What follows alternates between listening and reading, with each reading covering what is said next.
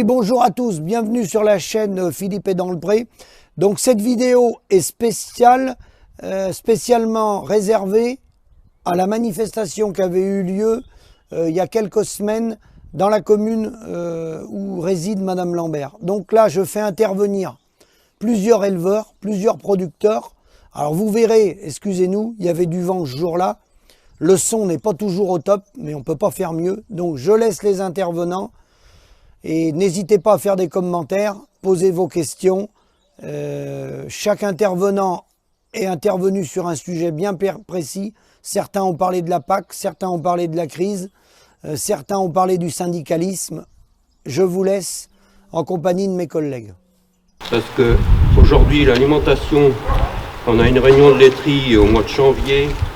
La part dans le panier de la ménagère de l'alimentation représente plus que 10% aujourd'hui, alors qu'il représentait 15% il y a 30 à 40 ans. Donc il y a un problème, nos prix n'ont pas suivi, nos marges on les a plus. Aujourd'hui, dans ma situation, je fais du lait, un peu de céréales et du canard de Barbarie avec ma femme. Là aujourd'hui on est en temps de redressement. Ça fait 4 ans qu'on y est, c'est difficile.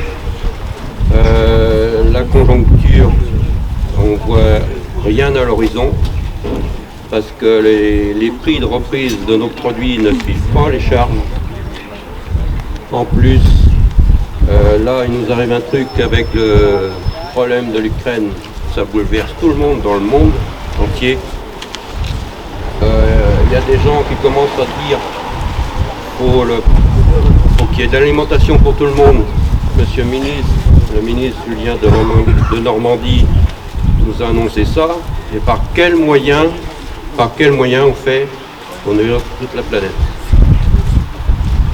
Est-ce que les producteurs aujourd'hui gagnent leur vie? Non. Aujourd'hui, moi ça fait presque 40 ans que je suis agriculteur.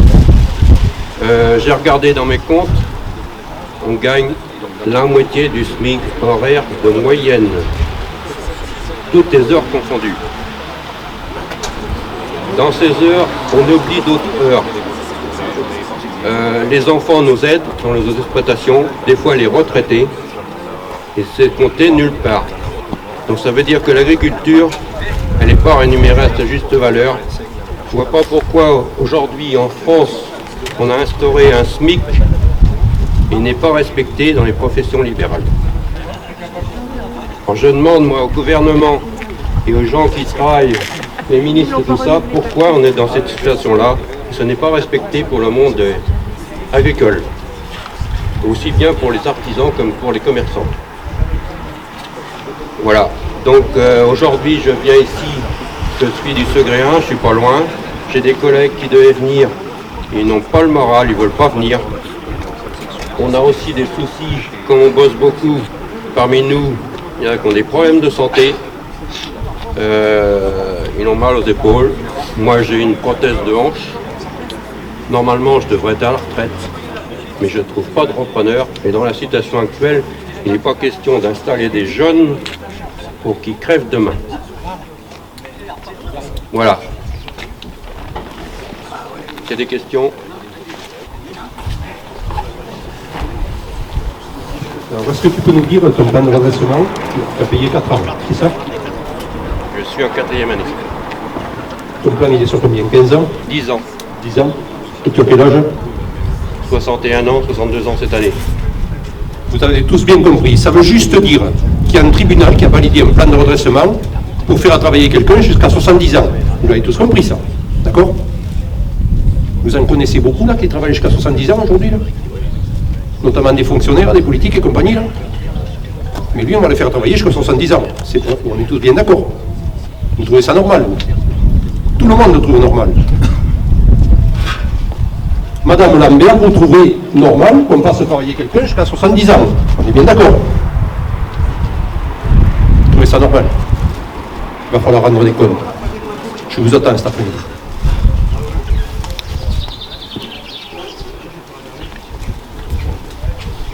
Vous m'entendez? Donc aujourd'hui, dans la situation où on est, on remarque, vous regardez sur AgriFR ou d'autres revues, Il y a plein d'exploitations que les gens veulent céder. Il n'y a pas de repreneur en face. Posez-vous la question, c'est pas rentable. Les exploitations qui sont cédées aujourd'hui, elles sont cédées au rabais, parce que les gens ne peuvent pas aller plus loin. Voilà. Alors qu'est-ce qu'on fait aujourd'hui? Il y a un problème.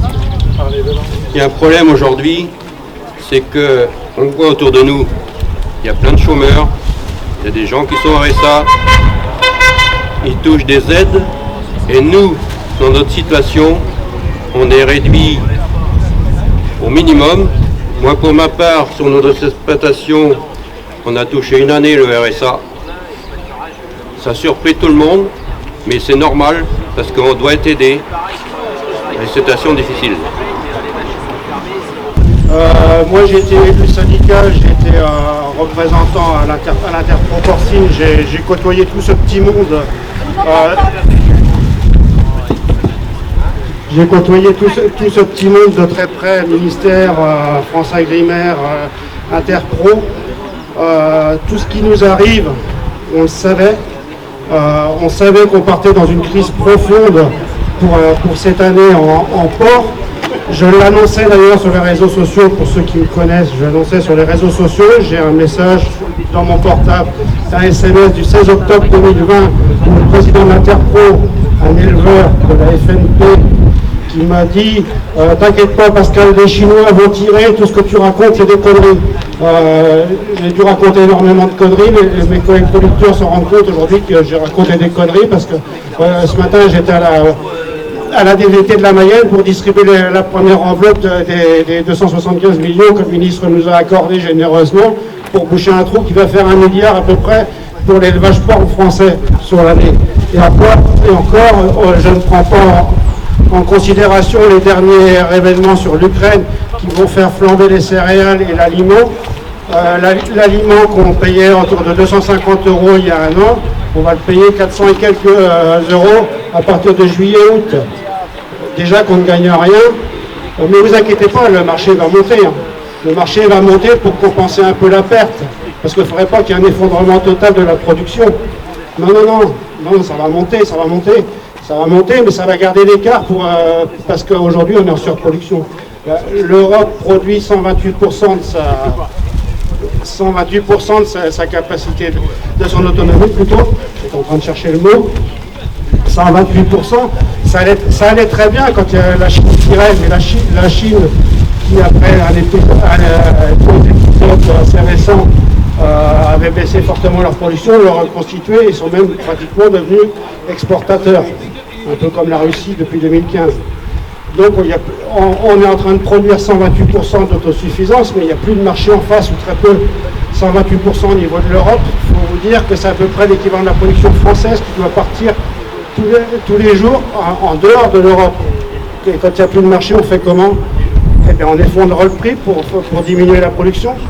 Et donc on continue, là, on va diminuer le nombre de producteurs, mais une chose assez exceptionnelle quand même sur cette crise-là, c'est que c'est les moins autonomes qui tournent, donc les gros éleveurs, et ça ils n'en avaient pas l'habitude.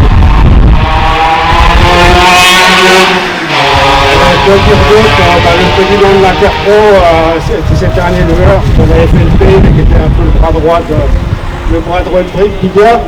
Et là, il a été poussé à la porte parce qu'il y a eu des bisbilles avec Coperne au sein de l'Interpro.